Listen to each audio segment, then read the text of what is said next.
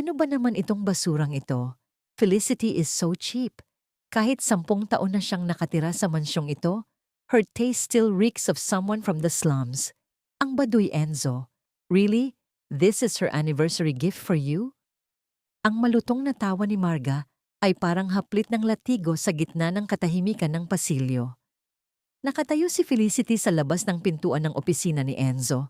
Bitbit ang isang tray ng bagong lutong kakanin na paborito ng kanyang asawa.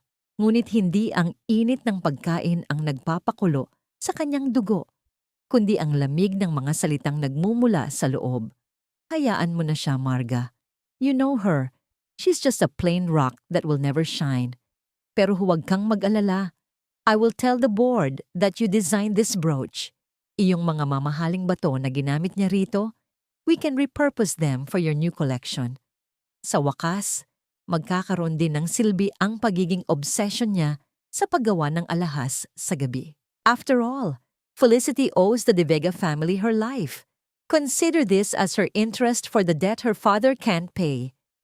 Narinig ni Felicity ang kalansing ng alak, ang tunog ng pagbabanggaan ng mga baso na tila pagdiriwang ng kanyang pagkawasak. Ang kanyang kanang hintuturo ay nagsimulang kumitig sa hapdi.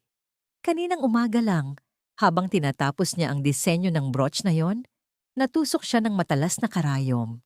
Ang dugong pumatak sa telang pelos ay mabilis niyang pinunasan. Hindi inaalintana ang sakit dahil ang nasa isip niya ay ang nangiti ni Enzo kapag natanggap ang regalo. 10 taon. 10 taon siyang nagtiis sa loob ng mainit na kusina, nagpapakuba sa paglilinis ng mansyon at nagpupuyat sa paggawa ng mga disenyong palihim na ninanakaw ni Enzo upang isalvage ang bumabagsak nilang kumpanya.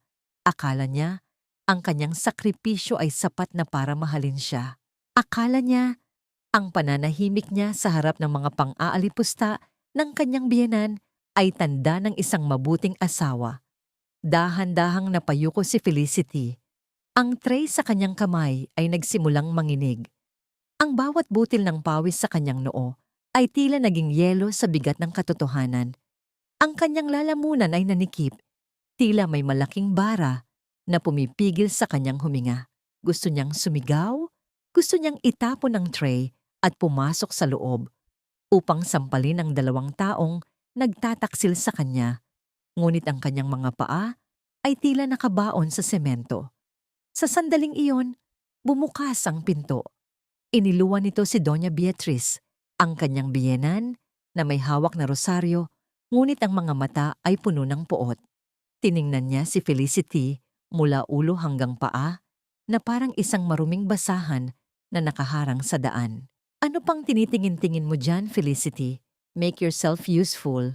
Ang dumi ng sahig sa kusina at may darating tayong mga bisita mamaya para sa party. Ayusin mo ang mukha mo. You look like a mess. Huwag mong ipahiya ang pamilya De Vega sa harap ng mga kaibigan ko. Utang mo sa amin ang bawat hininga mo, kaya matuto kang tumanaw ng loob. Hindi nakasagot si Felicity. Ramdam niya ang bawat tibok ng kanyang puso na tila isang tambol na nagbababala ng pagguho. Ang sakit na nararamdaman niya sa kanyang daliri ay wala pa sa kalingkingan ng unti-unting pagkamatay ng kanyang kaluluwa. Tiningnan niya ang pinto ng opisina ni Enzo na muling sumara, dala ang tawa ng asawang itinuring niyang mundo. Ngunit itinuring lang pala siyang kasangkapan. Dahan-dahan niyang ibinaba ang tray sa isang gilid na lamesa. Ang kanyang mga kamay, na dati ay puno ng pagmamahal sa paglikha, ay dahan-dahang naikuyom. Sa gitna ng malawak at marangyang mansyon, naramdaman ni Felicity ang pinakamatinding pangungulila. Ang bawat pader na binalot ng ginto ay tila mga rihas na sumasakal sa kanya. Ito ba ang halaga ng aking katapatan? Ang maging isang anino na tinatapakan habang ang iba ay nagniningning gamit ang aking liwanag? Isang tanong ang nagpaulit-ulit sa kanyang isipan habang nakatitig sa kanyang sugatang daliri na muling nagdugo. Ang pulang likido ay dahan-dahang pumatak sa puting tiles ng mansyong De Vega. Gaano pa ba karaming dugo ang kailangang dumanak bago ko ma-realize na ang ginto sa paligid ko ay wala palang halaga kung ang puso ko naman ay ginagawa ninyong abo? Ang umaga sa mansyon ng De Vega ay laging nagsisimula sa amoy ng mamahaling kape at ang nakabubusog na bango ng sinangag. Ngunit para kay Felicity, ang bawat hininga ay tila punong-puno ng alikabok na sumasakal sa kanyang dibdib. Habang maingat niyang inilalapag ang mga plato ng porselana sa mahabang hapagkainan, ang tunog ng bawat kubyertos na tumatama sa mesa ay tila pintig ng isang relong nagbibilang ng kanyang pagtitiis. Sa kabisera ng mesa, nakaupo si Doña Beatriz, maayos ang pagkakaayos ng buhok at nakasuot ng perlas sa leeg, habang ang kanyang mga daliri ay mabilis na nagpapadulas sa mga butil ng kanyang rosaryo. Sa kabilang dako naman ay si Enzo, abala sa kanyang tablet, hindi man lang nag-angat ng tingin sa kanyang asawa na kanina pa pabalik-balik mula sa kusina. Enzo, iho, kailangan mong paalalahanan ng asawa mo tungkol sa tamang kilos sa harap ng mga bisita mamaya. Panimula ni Beatriz, ang kanyang boses ay malumanay, ngunit may talim na parang labaha. Look at her hands. Napaka-rough. Nakakahiya kung makikita ng mga kaibigan ko ang asawa ng isang De Vega na mukhang galing sa palengke. Tumigil si Felicity sa paglalagay ng tasa. Bahagyang nanginig ang kanyang kamay, sapat na para marinig ang mahinang kalansing ng seramika. Hindi sumagot si Enzo. Patuloy lang ito sa pagbabasa ng balita sa negosyo. Tila ba ang presensya ni Felicity ay bahagi lamang ng muebles sa paligid. Pasensya na po, Mama. Marami lang po kasing kailangang ihanda sa kusina para sa selebrasyon ninyo. Mahinang sagot ni Felicity. Ang kanyang tingin ay nanatiling nakapako sa sahig. Huwag mo akong sagutin ng ganyan, Felicity. Isang malaking pabor ang ginawa namin nang tanggapin ka namin dito. 10 taon na ang nakalilipas. Noong mga panahong ang tatay mo ay baon sa utang at ang pangalan ninyo ay nakakaladkad sa putikan, kami ang naging salbabida ninyo. Utang mo sa amin ang dignidad mo ngayon, kaya huwag mong kalimutan kung saan ka nanggaling. Ang bawat salita ni Beatrice ay tila isang malaking bato na idinadagan sa balikat ni Felicity. Ang tinatawag nilang dignidad ay wala palang iba kundi isang gintong tanikala na nakapulupot sa kanyang leeg. Eksaktong sa sandaling iyon, ang tunog ng mabilis na mga hakbang ay umaling-awngaw mula sa hagdan. Dumating si Marga, ang babaeng itinuring ni Enzo na mas karapat-dapat sa atensyon niya. Nakasuot ito ng isang mamahaling silk dress at may daladalang pares ng sapatos na putik-putikan ang gilid. Oh, good morning everyone! Masayang bati ni Marga, sabay baling kay Felicity na may kasamang mapang-asar na ngiti. Felicity, dear, can you do me a favor? Naglalakad ako sa garden kanina at aksidenteng nadumihan ang paborito kong heels. This is limited edition. Alam ko namang expert ka sa paglilinis ng mga bagay-bagay. Baka pwedeng pakikintab mo muli ito bago ang party? Tumingin si Felicity kay Enzo, umaasang may makikitang kahit katiting na pagtatanggol mula rito. Ngunit si Enzo ay humigop lamang ng kape at tumango. Gawin mo na, Felicity. Para naman may pakinabang ka habang hindi ka pa nagluluto. Dahan-dahang kinuha ni Felicity ang maduming sapatos mula sa kamay ni Marga. Ang bawat bahid ng putik sa kanyang palad ay tila simbolo ng kanyang pagkatao na dahan-dahang niyuyurakan ng mga taong ito. Tumakas si Felicity patungo sa kanyang munting atelier sa likod ng bahay, isang maliit at madilim na sulok na tanging lugar kung saan siya nakakahinga ng maluwag. Doon, sa ilalim ng isang lumang lampara, ay nakatago ang isang kupas na litrato ng kanyang ama. Hinaplos niya ang mukha ng matanda sa litrato. Ang kanyang mga luha ay hindi na mapigilang pumatak. Basang-basa ang kanyang mga pisngi habang ang kanyang dibdib ay kumakatal sa matinding pigil na hikbi. Papa, patawarin niyo po ako kung hindi ko pa kaya. Bulong niya sa hangin. Habang naglilinis ng kanyang mga gamit, napansin ni Felicity ang isang bagay mula sa bintana na nakaharap sa likurang bahagi ng mansyon. Nakita niya si Beatriz na lumabas mula sa isang lihim na silid sa dulo ng pasilyo May hawak na isang kakaibang susi na kulay ginto at mabilis itong itinago sa loob ng kanyang suot na medalyon. Ang mukha ng matanda ay balisa. Tila may isang malaking lihim na takot na mabulgar. Anong itinatago mo, Mama? Isang katanungan ang nabuo sa isipan ni Felicity, pansamantalang nakalimutan ang sakit na kanyang nararamdaman. Bago pa man siya makapag-isip ng malalim, muling narinig ang matinis na boses ni Beatrice mula sa labas ng pintuan ng kanyang atelier. Hindi na kailangan pang pumasok ng matanda. Ang kanyang boses ay sapat na para yanigin ang buong silid. Felicity, bilisan mo riyan at tandaan mo ito. Huwag kang mag-inarte o magpanggap na biktima.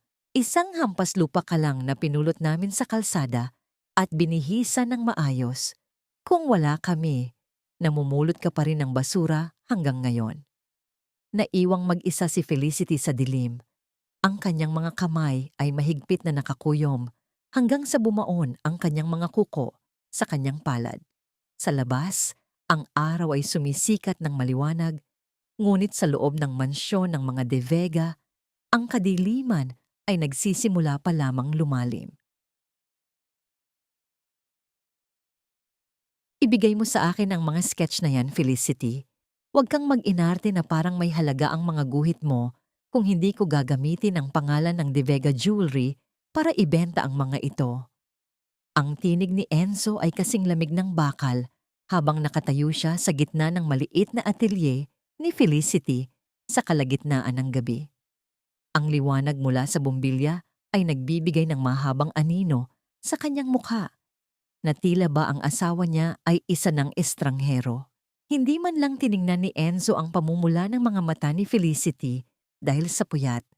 Ang tanging mahalaga sa kanya ay ang mga papel na nakalatag sa mesa. Dahan-dahang iniabot ni Felicity ang kanyang mga gawa. Ang bawat linyang iginuhit niya ay nagmula sa kanyang puso. Mga disenyong inspirasyon ng mga kwento ng kanyang ama tungkol sa mga hiyas na nagmula sa kailaliman ng lupa.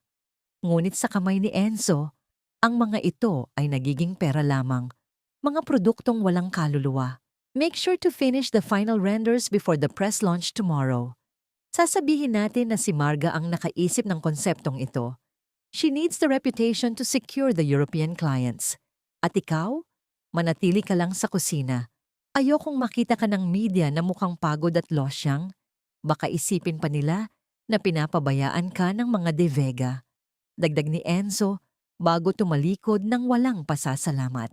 Kinabukasan, ang mansyon ay napuno ng ingay ng mga kamera at ang bulungan ng mga piling panauhin mula sa alta sosyedad.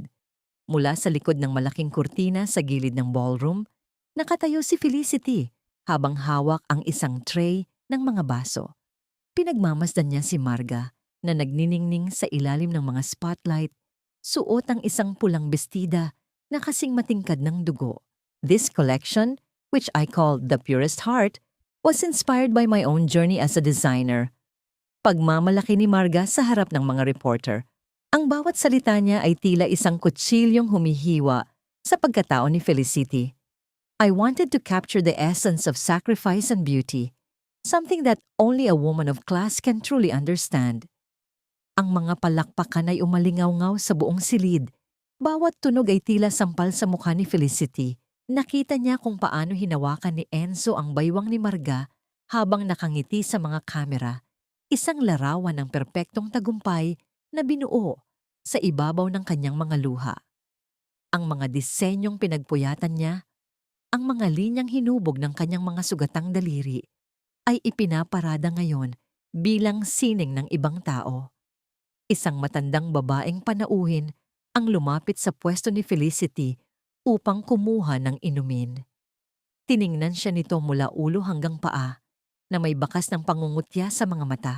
Excuse me, katulong. Pakilinis naman itong natapong wine sa gilid. Masyadong maganda ang event na ito para magkaroon ng kalat sa sahig.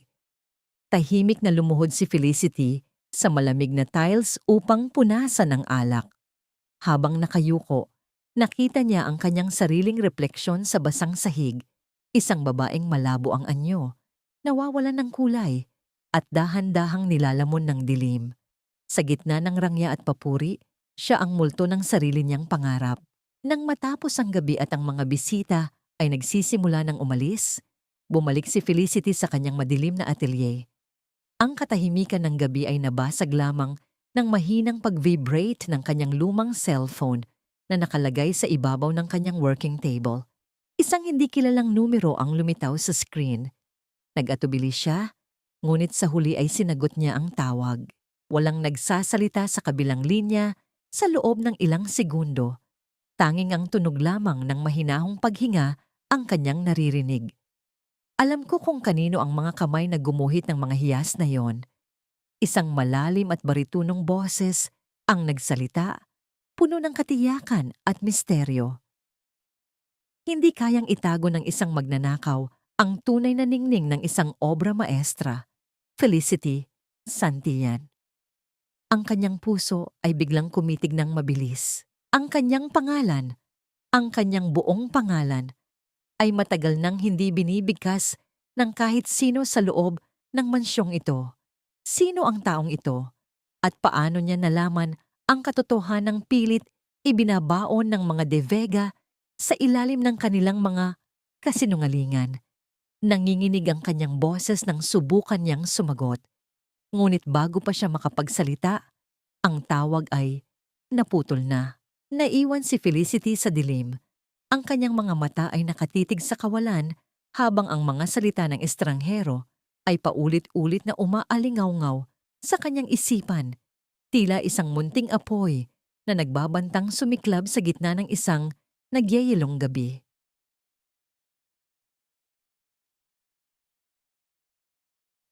Hindi ako makatulog. Ang boses na yon, parang isang multong bumabalot sa aking pandinig, paulit-ulit na bumubulong ng aking pangalan sa gitna ng katahimikan. Nakatitig si Felicity sa kisame ng kanyang silid. Ang kanyang puso ay tila isang ibon na pilit kumakawala sa hawla ng kanyang dibdib. Sino ang lalaking iyon? Sa loob ng 10 taon, ang tanging pagkakakilanlan niya ay ang pagiging anino ni Enzo, ang tagapagsilbi ni Beatrice, at ang tagagawa ng mga pangarap ni Marga. Ngunit ang boses na yon, malamig, malalim, at puno ng katiyakan, ay tila nakakita sa isang bahagi ng kanyang pagkatao na matagal na niyang ibinaon. Kinabukasan, isang marangyang jewelry auction ang gaganapin sa Grand Ballroom ng Diamond Hotel. Bilang asawa ng CEO, kailangang naroon si Felicity, ngunit hindi bilang isang panauhin, kundi bilang isang personal na assistant ni Marga. Habang maingat niyang inaayos ang pagkakalagay ng kwintas sa leeg ni Marga, sa loob ng dressing room, hindi mapigilan ng dalaga ang pag-irap sa salamin. Bilisan mo naman, Felicity. Huwag mong hahayaan na magmukha akong cheap sa harap ng mga bigating kolektor. At pakisigurado na ang mga gamit ko ay laging nasa tabi ko. Isang pagkakamali mo lang, alam mo kung anong mangyayari sa pondo para sa gamot ng tatay mo. Banta ni Marga habang pinagmamasdan ang sarili sa salamin. Tumango lamang si Felicity, nananatiling nakatungo ang kanyang mga mata. Magkasama silang lumabas patungo sa ballroom na kumikislap sa liwanag ng mga kristal na ilaw at napupuno ng halimuyak ng mamahaling pabango. Sa gitna ng marangyang pagtitipon, ramdam ni Felicity ang mga matang lihim na sumusukat sa kanya. Mga bulungan na halos hindi marinig, ngunit sapat upang mag-iwan ng kirot. Alam ng marami ang kanyang kwento, ang babaeng galing sa payak na buhay na biglang napabilang sa pamilyang De Vega. Tahimik siyang naglakad sa gilid ng silid, maingat na hawak ang bag ni Marga. Pinilit niyang maging hindi kapansin-pansin, parang anino sa gitna ng karangyaan. Ngunit sa isang iglap, hindi niya napansin ang lalaking papalapit mula sa kabilang direksyon. Bahagya silang nagkabanggaan. Napaatras si Felicity, halos mabitawan ng bag. "Papasensya na po." Mahina niyang sabi habang agad na yumuko. Ngunit nang itaas niya ang kanyang tingin, natigilan siya. Ang lalaking nasa harap niya ay nakatitig sa kanya ng may halong pagtataka. Parang may biglang alaala na sumagi sa isipan nito. At sa sandaling iyon, naramdaman ni Felicity na may bagong yugto na namang magsisimula sa gabing iyon. Ang baso ng champagne na hawak nito ay bahagyang tumalsik sa manggas ng mamahaling Amerikana ng estranghero. Naku, pasensya na po. Patawad po, hindi ko sinasadya. Mabilis na paumanin ni Felicity, agad na kumuha ng panyo upang punasan ng basa sa braso ng lalaki. Ayos lang. Ang mga bagay na nabubura ay hindi dapat iniiyakan. Tugon ng lalaki. Ang boses na yon, ang puso ni Felicity ay tila huminto sa pagtibok. Iyon ang boses mula sa telepono kagabi. Nag-angat siya ng tingin at nagtagpo ang kanilang mga mata. Ang lalaki ay may matalas na anyo. Ang mga mata ay tila nakakaunawa sa lahat ng itinatago niyang sakit. Suot nito ang isang simpleng itim na tuksedo, ngunit ang aura nito ay mas nagniningning pa kaysa sa anumang brilyante sa silid na yon. Sebastian, pakilala ng lalaki, sabay hawak sa kamay ni Felicity upang pigilan ang panginginig nito. Minsan, ang mga hiyas ay mas nakikita ang tunay na halaga kapag nasa ilalim ng tamang liwanag. Sayang ang brilyante kung nasa kamay ng isang magnanakaw. Bago pa man makasagot si Felicity, naramdaman niya ang isang mahigpit na hawak sa kanyang kabilang braso. Isang pamilyar na init ng galit ang bumalot sa kanya nang makita si Enzo, na ang mga mata ay naniningkit sa selos at hinala. Sino ito, Felicity? At bakit mo hinahayaang hawakan ng isang estranghero ang kamay mo sa harap ng maraming tao? Mahinang bulyaw ni Enzo, ngunit ang talim ng kanyang boses ay sapat na para magpalamig sa paligid. Wala lang ito, Enzo. Nagkaroon lang ng aksidente. Mabilis na paliwanag ni Felicity. Pilit na binabawi ang kanyang kamay mula kay Sebastian. Tumingin si Enzo kay Sebastian. Tila sinusukat ang bawat pulgada ng pagkatao nito. Isang mapang-uyam na ngiti ang sumilay sa mga labi ni Sebastian bago ito tumango at dahan-dahang lumakad palayo, na tila ba ang buong eksena ay isang laro lamang para sa kanya. Huwag kang gagawa ng kahit anong eksena rito, Felicity. Tandaan mo, dala mo ang pangalan ng mga De Vega kahit na sa pangalan ka lang namin asawa. Sino ang lalaking iyon? At bakit parang kilalang kilala ka niya?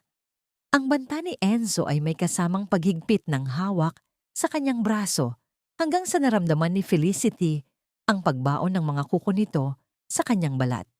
Lumingon si Felicity sa direksyon kung saan lumakad si Sebastian, ngunit ang lalaki ay tila naglaho na sa gitna ng karamihan. Ang tanging naiwan ay ang amoy ng sandalwood at ang matinding pagdududa sa kanyang puso. Sino ba talaga si Sebastian? At bakit sa unang pagkakataon sa loob ng 10 taon, naramdaman ni Felicity na may isang taong nakakita sa kanyang tunay na kulay? Sumagot ka! Muling pag-uutos ni Enzo. Ang kanyang boses ay tila isang dagundong ng paparating na bagyo. Hindi ako makahinga. Parang may nakadagan na semento sa aking dibdib habang hawak ang nanginginig na telepono. Ang boses ng nurse sa kabilang linya ay tila nanggagaling sa ilalim ng tubig. Malabo, ngunit punong-puno ng panganib. Mrs. De Vega, kailangan na po nating isalang sa emergency surgery ang tatay ninyo. Masyadong mabilis ang paghina ng kanyang puso, pero kailangan po muna nating bayaran ang paunang deposito para sa mga gamot at kagamitan. 500,000 piso po ang kailangan. Ngayon din. Halos mabitawan ni Felicity ang cellphone. 500,000.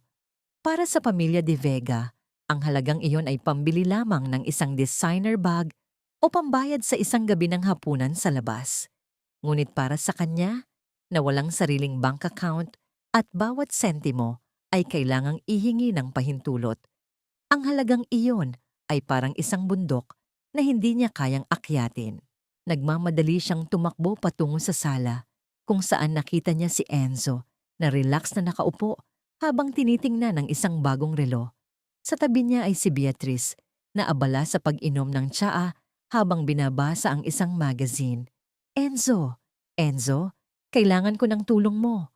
Halos paos ang boses ni Felicity habang lumalapit sa asawa. Lumuhod siya sa harap nito, hindi na inaalintana ang kanyang dignidad. Ang tatay, kailangan niya ng operasyon ngayon din. 500,000 lang, Enzo. Parang awa mo na. Pahiram muna ng pera. Babayaran ko. Magtatrabaho ako ng doble. Ibibigay ko lahat ng disenyo ko sa inyo ng libre. Basta iligtas mo lang ang tatay ko. Dahan-dahang ibinaba ni Enzo ang kanyang relo. Tiningnan niya si Felicity na may halong inis at pagkabagot. Tila ba ang isang buhay na nakataya ay isang malaking abala lamang sa kanyang araw. 500,000 para sa isang matandang halos hindi na makagalaw? Felicity, be realistic. Ang pera ng kumpanya ay hindi para sa mga charity case ng pamilya mo. Marami na kaming nailabas para sa kanya noong nakaraang buwan. Hindi kami alkansya na pwedeng mong pigain tuwing kailangan mo. Pero Enzo, tatay ko siya. Isang operasyon lang, magiging maayos na siya. Pagmamakaawa ni Felicity, ang kanyang mga luha ay mabilis na dumadaloy, bumabasa sa mamahaling carpet ng mansyon. Sumingit si Beatrice, ang kanyang boses ay puno ng pait. Felicity, anak, matuto kang tumanggap ng realidad. Ang tatay mo ay matanda na. Bakit ba kailangang ubusin ang yaman ng mga De Vega sa isang taong wala namang silbi sa amin? Hindi ba sapat na pinatira ka namin dito at binibigyan ng pagkain? Napaka-ungrateful mo naman yata. Ang utang na loob ay may hangganan din. Mama, nakikiusap po ako. Buhay po ang pinag-uusapan dito. Hikbi ni Felicity. Lumapit siya kay Beatrice at hinawakan ng laylayan ng damit nito. Ngunit mabilis itong binawi ng matanda na parang nadiri sa kanya. Umalis ka sa harap ko, Felicity. Nakakasira ka ng araw. Enzo, iho, huwag mong hayaang gamitin niya ang emosyon mo para magnakaw sa kumpanya. 500,000 ay malaking pera rin yan. Sabi ni Beatrice bago tumayo at tuluyang iniwan ang silid. Tumingin si Felicity kay Enzo, ang kanyang huling pag-asa. Ngunit ang asawa niya ay tumayo na rin. Isinuot ang kanyang mamahaling relo at kinuha ang susi ng kanyang sports car. Magpahinga ka na lang, Felicity. Baka pagod lang yan, kaya ka nagpapanik. Hindi ako maglalabas ng pera para sa isang bagay na wala namang kasiguraduhan. Sayang lang ang investment. Malamig na pahayag ni Enzo bago dire-diretsong lumabas ng mansyon. Iniiwan ng kanyang asawa na nakaluhod at durog na durog sa gitna ng marangyang sala. Walang nagawa si Felicity kundi tumakbo palabas, sumakay sa isang lumang jeep at nagmamadaling pumunta sa ospital. Habang nasa biyahe, mahigpit niyang hawak ang isang lumang panyo ng kanyang ama, ang tanging bagay na nagpapaalala sa kanya ng tunay na pagmamahal. Ang kanyang puso ay tila pinipiga ng isang dambuhalang kamay. Nang makarating siya sa tapat ng kwarto ng kanyang ama, nakita niya ang mga doktor at nurse na mabilis na nagtatakbuhan papasok. Ang tunay na takot ay gumapang sa kanyang buong katawan. Lumapit siya sa pintuan. Ang kanyang mga kamay ay nakadikit sa salamin. Sa loob, nakita niya ang kanyang ama, ang lalaking nagpalaki sa kanya nang may dangal sa kabila ng kahirapan, na tila nahihirapang huminga. Ang mga kable at tubo na nakakabit sa katawan nito ay tila mga anino ng kamatayan. Pagkatapos, isang tunog ang bumasag sa katahimikan ng pasilyo. Hindi ito isang matinis na ingay, kundi ang mabagal at mahabang paghinto ng ritmo sa monitor. Ang linyang dati ay may mga bundok at lambak ng buhay, ay biglang naging patag at tuwid, tila isang kalsadang wala ng patutunguhan. Napahawak si Felicity sa pintuan. Ang kanyang paningin ay nagdilim, habang ang bawat segundo ng katahimikan sa loob ng kwarto ay tila isang sumpa na bumabaon sa kanyang puso.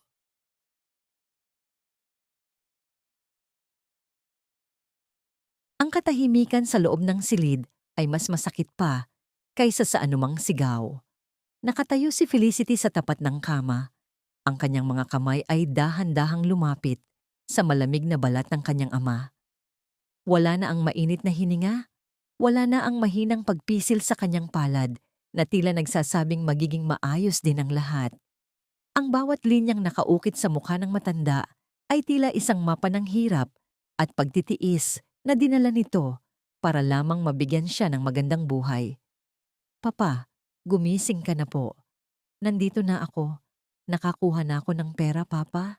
Gagaling ka na, bulong ni Felicity, kahit alam niyang ang bawat salita niya ay bumabalik lamang sa kanya bilang isang malungkot na alingawngaw. Hindi siya umiyak ng malakas. Ang kanyang mga mata ay tuyo, ngunit ang kanyang buong katawan ay tila isang basong puno ng lamat na anumang oras ay mawawasak. Ang bawat pintig ng kanyang puso ay tila isang mabigat na hakbang patungo sa isang madilim na bangin. Ang mga De Vega, sila ang pumatay sa kanyang ama. Ang kanilang kasakiman, ang kanilang kawalang puso, at ang kanilang pagkakait ng tulong ang tuluyang pumutol sa huling hibla ng buhay ng tanging taong nagmamahal sa kanya. Lumipas ang mga araw ng burol sa isang maliit at lumang kapilya sa kanilang probinsya. Malayo sa rangya ng mansyon, ang hangin ay amoy kandila at sampagita. Doon, sa gitna ng mga kaibigang mahihirap at mga kamag-anak na matagal nang hindi nakikita, nakaupo si Felicity sa tabi ng kabaong. Ang kanyang hitsura ay tila isang aninong nawalan ng kulay. Biglang tumigil ang isang marangyang itim na sasakyan sa tapat ng kapilya. Bumaba si Doña Beatriz, nakasuot ng itim na belo at may hawak na panyo na may pabango. Pagpasok pa lang nito ay agad itong nagtakip ng ilong. Ang kanyang mga mata ay naglalakbay sa paligid na tila diring-diri sa bawat sulok ng lugar. Felicity Ija, tama na itong drama na ito. Masyado nang matagal itong burol na ito at nakakahiya na sa mga kaibigan namin kung bakit ang asawa ng isang De Vega ay nasa ganitong klase ng lugar. Sabi ni Beatrice, ang kanyang boses ay puno ng panghahamak habang tinitingnan ang mga simpleng bulaklak sa paligid. Ang baho naman dito, amoy mahirap. Tapusin na natin ito agad para makabalik ka na sa mansyon at makapagsilbi muli. Sayang ang oras. Dahan-dahang tumayo si Felicity. Tiningnan niya ang kanyang biyenan ng direkta sa mga mata. Isang bagay na hindi niya nagawa sa loob ng 10 taon. Ang kanyang titig ay hindi na puno ng takot, kundi ng isang apoy na handang tumupok sa lahat ng kasinungalingan sa kanyang paligid. Ang amoy na sinasabi ninyong mahirap, Mama, ay ang amoy ng pawis at dangal na kailanman ay hindi ninyo matatagpuan sa inyong mansyon. Malamig na tugon ni Felicity. Huwag ninyong lalapastanganin ang huling sandali ng aking ama. Dahil sa bawat sentimong ipinagkait ninyo sa kanya, isang sumpa ang ibabalik ko sa inyong pamilya. Napaatras si Beatrice, tila nasampal ng katotohanan. Ngunit bago pa ito makasagot, tinalikuran na siya ni Felicity. Dumating ang araw ng libing. Ang langit ay kulay abo, tila nakikiramay sa bigat ng kalooban ni Felicity. Habang dahan-dahang ibinababa ang kabaong sa lupa, ang ulan ay nagsimulang pumatak. Ginagawang putika ng paligid. Nakatayo si Felicity sa tabi ng hukay. Basa ang kanyang damit at gulo-gulo ang buhok. Naroon si Enzo sa malayo, nakatayo sa ilalim ng isang payong. Tila naiinip sa bawat segundong dumadaan. Wala siyang pakialam sa sakit na nararamdaman ng kanyang asawa. Ang tanging mahalaga sa kanya ay ang matapos ang araw na ito. Tiningnan ni Felicity ang gintong singsing sa kanyang daliri. Ang simbolong dapat ay sumasagisag sa pagmamahal at katapatan. Ngunit para sa kanya ay naging isang tanikala lamang ng pang-aalipin. Isang mapait na ngiti ang sumilay sa kanyang mga labi.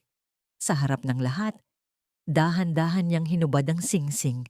Hindi niya ito itinago. Hindi niya ito ibinalik kay Enzo. Sa halip, hinawakan niya ito ng mahigpit bago ito buong lakas na inihagis sa gitna ng putikan sa ilalim ng kabaong ng kanyang ama. Ang ginto ay mabilis na nilamon ng dumi at ulan. Tila ba doon lang ito nararapat na mapunta? Dito nagsisimula ang pagtatapos ninyo. Bulong ni Felicity habang ang kanyang mga mata ay nakapako sa putikang bumabalot sa kanyang nakaraan. Lumingon siya kay Enzo, na ngayon ay gulat na nakatingin sa kanya. Ang ulan ay patuloy na bumubuhos, ngunit sa unang pagkakataon sa loob ng 10 taon, naramdaman ni Felicity ang isang kakaibang init sa kanyang dibdib.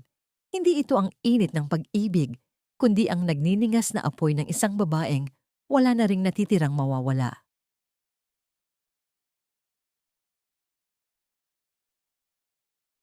Patay na ang Felicity na kilala ninyo.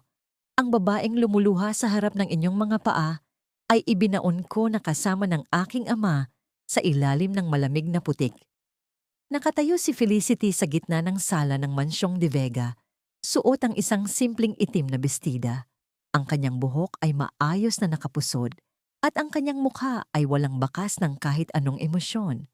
Nang pumasok siya sa pintuan kanina, tila dumaan ang isang malamig na simoy ng hangin na nagpatahimik sa lahat. Wala na ang takot sa kanyang mga mata, wala na ang panginginig ng kanyang mga kamay. Nandyan ka na pala, bungad ni Enzo, na nakaupo sa sofa habang may hawak na baso ng whiskey. Bahagyang kumunot ang kanyang noo nang mapansin ang bakanteng daliri ni Felicity. Nasaan ang singsing mo? Huwag mong sabihing naiwala mo yon sa sementeryo? Alam mo ba kung magkano ang halaga niyon? Wala na ang singsing, Enzo. Itinapon ko na sa lugar kung saan ito nararapat, sa dumi. Malamig na sagot ni Felicity, ang kanyang boses ay patag at walang alon. Aba, sumasagot ka na ngayon? Singit ni Beatrice na pababa ng hagdan.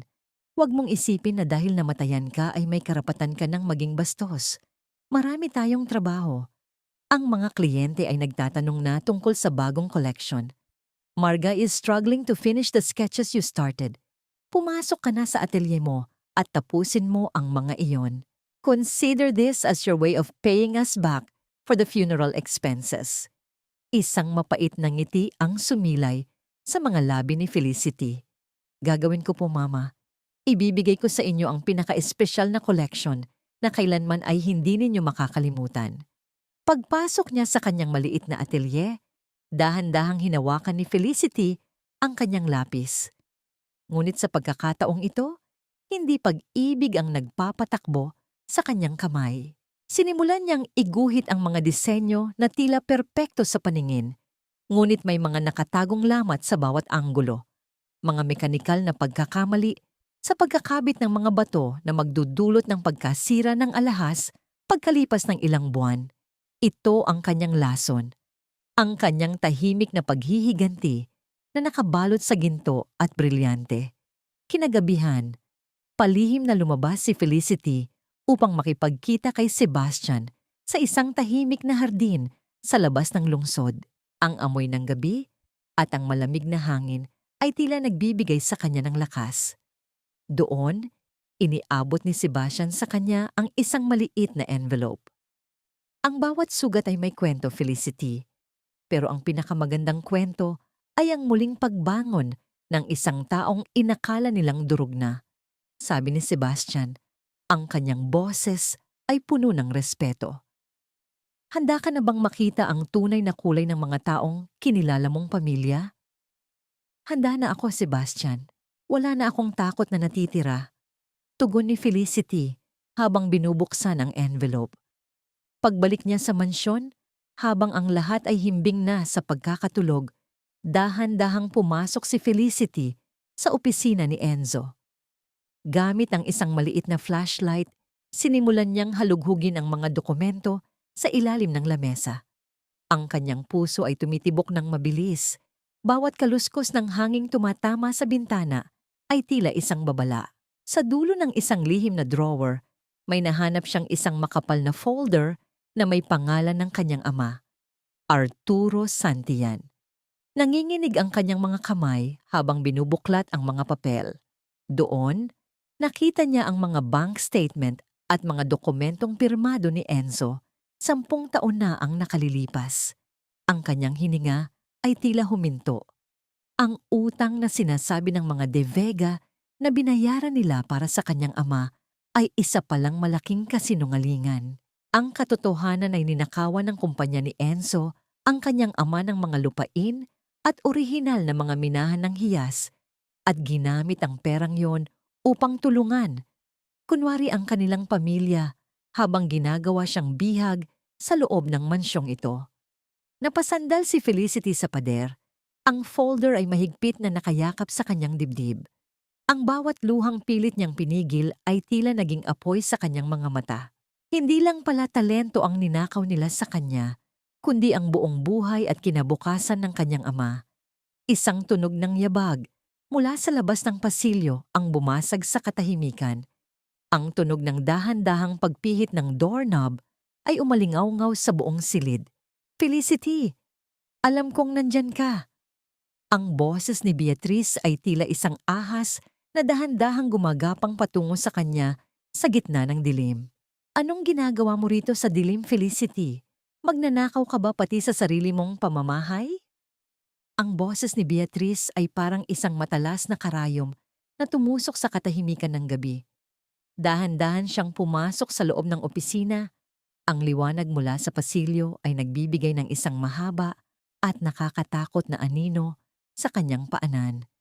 Ang kanyang mga mata, na laging puno ng paghuhusga, ay mabilis na naglakbay sa bawat sulok ng silid hanggang sa huminto ang mga ito sa kinalalagyan ni Felicity. Mabilis na itinago ni Felicity ang folder sa likod ng kanyang likuran. Ang kanyang mga daliri ay naging kasing lamig ng yelo habang mahigpit na nakahawak sa mga papel na nagpapatunay ng kataksilan ng mga De Vega. Ang bawat tibok ng kanyang puso ay tila isang tambol na nagbababala ng panganib. Ngunit sa pagkakataong ito, hindi niya hinayaang makita ng matanda ang panginginig ng kanyang mga kamay. "Hindi po ako magnanakaw, Mama. Hinahanap ko lang po ang listahan ng mga sangkap para sa handaan bukas. Ayaw ko lang pong makaabala, kaya hindi ko na binuksan ng ilaw." Malamig at kalmadong sagot ni Felicity. Ang bawat salita niya ay tila isang maingat na hakbang sa gitna ng isang bitag. Tumingin si Beatrice sa kanya nang may halong pagdududa. Lumapit ito ng dahan-dahan. Ang amoy ng kanyang mamahaling pabango ay tila sumasakal sa hangin. "Siguraduhin mo lang, Felicity. Binigay na namin sa iyo ang lahat. Pagkain, matitirhan, at ang pangalang De Vega. Huwag mong kakalimutan na sa isang kumpas lang ng aking kamay ay pwedeng mabalik ka sa basurang pinanggalingan mo." Nang tuluyang makaalis si Beatrice, napasandal si Felicity sa pader at dahan-dahang nagpakawala ng hininga. Ang bawat salita ng matanda ay tila isang lason na lalong nagpatibay sa kanyang pasya.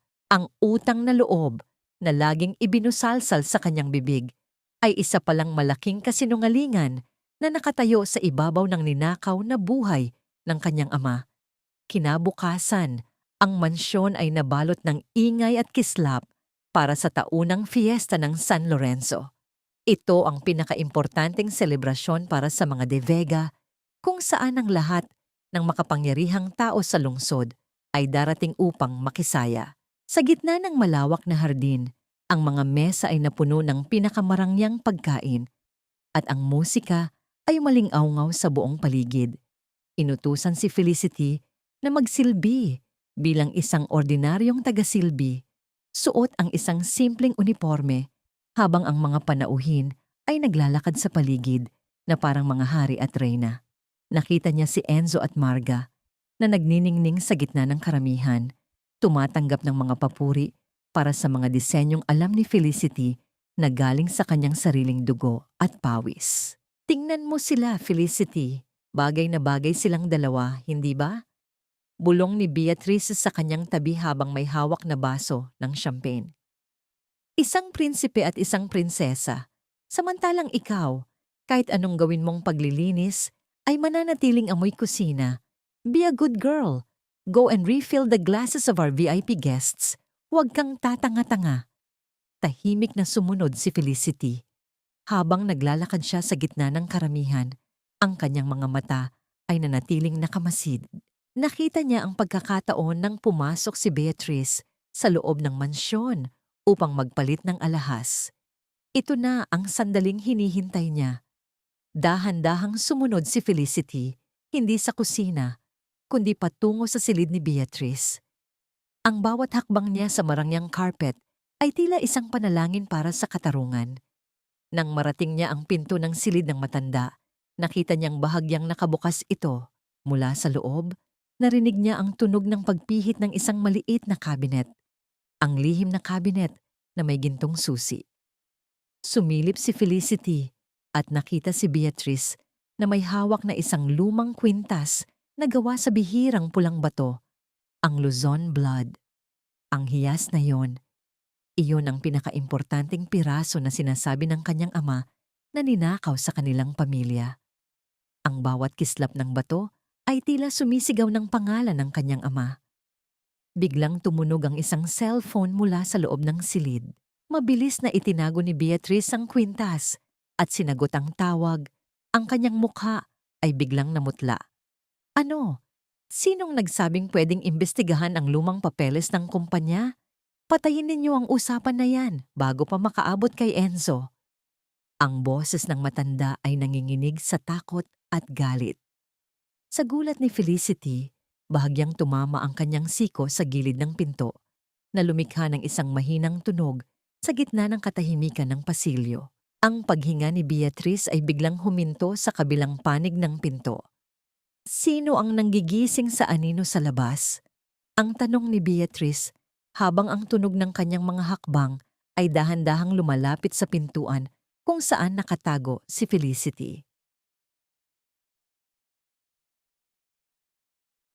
Sino ang nanggigising sa anino sa labas?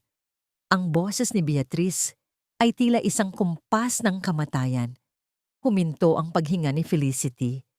Sa isang mabilis at tahimik na pagkilos, dahan-dahan siyang umatras patungo sa madilim na sulok ng pasilyo kung saan ang anino ng isang malaking plorera ay nagsilbing kanyang proteksyon. Naramdaman niya ang malamig na pawis na dumadaloy sa kanyang likuran habang ang pinto ng silid ay dahan-dahang bumubukas. Lumitaw ang anyo ni Beatrice. Ang kanyang mga mata ay naniningkit habang sinusuri ang bawat sulok ng pasilyo.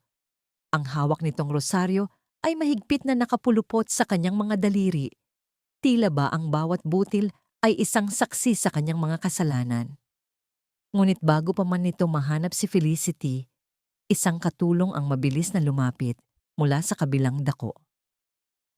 Doña Beatrice, pinatatawag po kayo ni Sir Enzo sa ibaba. Ang mga mayor at ilang gobernador po ay naghihintay na para sa inyong talumpati, ang magalang na pahayag ng katulong. Isang huling matalim na tingin ang ibinigay ni Beatrice sa pasilyo bago ito tumango at dahan-dahang bumaba. Nang tuluyan nang mawala ang tunog ng kanyang mga hakbang, napasandal si Felicity sa pader. Ang kanyang dibdib ay mabilis na tumataas baba. Ang Luzon blood necklace, ang hiyas na dapat ay sa kanyang ama, ay narito lang sa loob ng silid na ito. Ngunit alam niyang hindi pa ito ang tamang panahon para bawiin ang lahat. Bumaba si Felicity sa hardin, kung saan ang selebrasyon ay nasa rurok na ng kasayahan. Nakita niya si Enzo na nakatayo sa gitna ng entablado.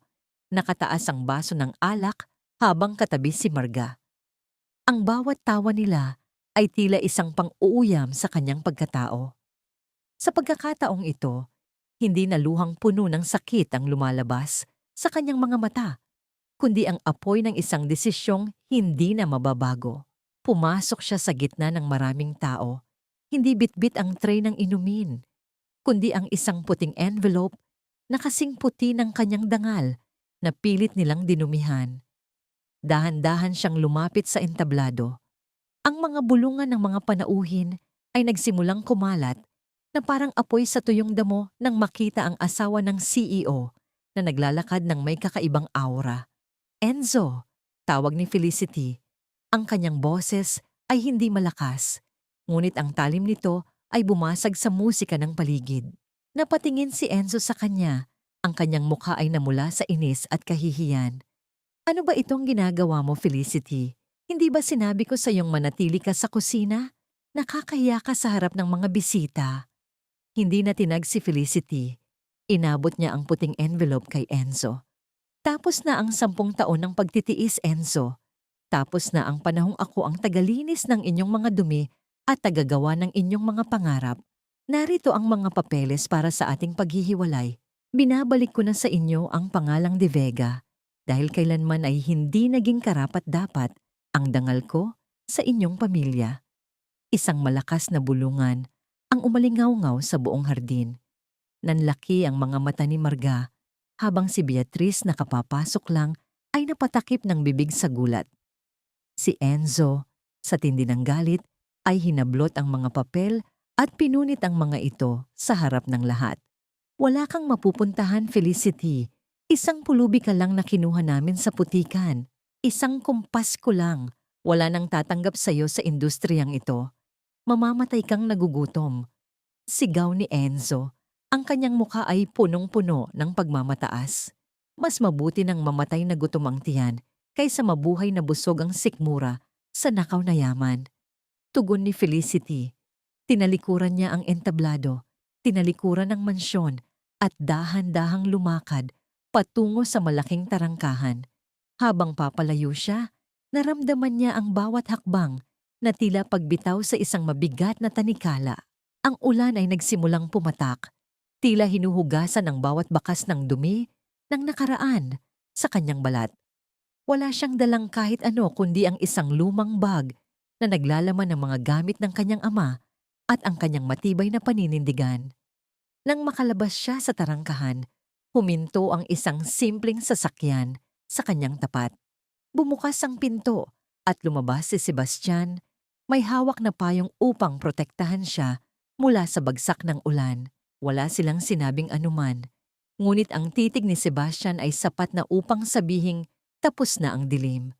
Lumingon si Felicity sa huling pagkakataon sa marangyang mansyon ng mga De Vega. Ang piitang ginto na kumulong sa kanya sa loob ng isang dekada. Sa gitna ng dilim at ulan, nakita niya ang kanyang sariling refleksyon sa bintana ng sasakyan.